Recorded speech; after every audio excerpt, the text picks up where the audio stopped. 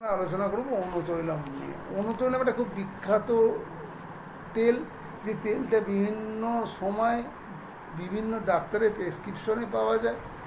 অনুতৈলম mainly নাসাম হিসাবে use করা হয়, মানে অনুতৈলমের প্রয়োগ দুটো নাকের মধ্যে দিয়ে করা হয়। নাকের যে নাসা রন্ধ্র, সেই নাসা রন্ধ্রের মাধ্যমে অনুতৈলম দেওয়া হয়।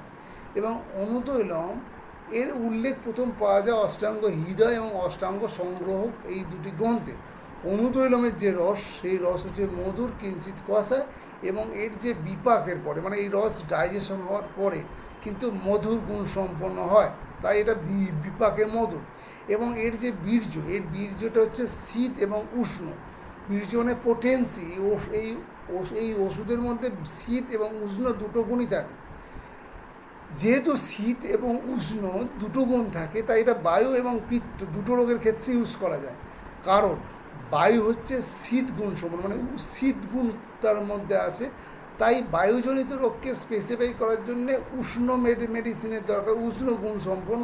আর পিত্তের মধ্যে উষ্ণ গুণ থাকে, তাই পিত্তজনিত রোগকে স্পেসিফাই করার জন্য শীত গুণ সম্পন্ন মেডিসিন দরকার। যেহেতু অনুতৈলমের মধ্যে শীত এবং উষ্ণ দুটো গুণই আছে, তাই এটা মেনলি বাত এবং পিত্তজনিত উভয় রোগের ক্ষেত্রে এটা ইউজ করা হয়। এবং অনুতৈলমের যে ইনগ্রেডিয়েন্টগুলো আছে, সেই ইনগ্রেডিয়েন্ট হচ্ছে অজাক্ষীর। অজাক্ষীর মানে ছাগলের দুধ, অম্বু, বৃষ্টির জল, তিল তৈল, জীবন্তী, দেবদারু, সারিবা, যষ্টি মধু, অগরু, বিল্ল, উৎপল, কমলা, এই ওষুধ, এই হার্বসগুলো দিয়ে এই মেডিসিনটা তৈরি করা হয়।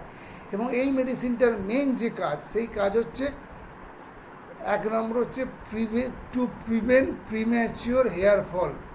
প্রিম্যাচিওর যদি হেয়ার ফল হয়, সেই ক্ষেত্রে অনুতৈলম ম্যাজিক্যাল কিওরে কাজ করে।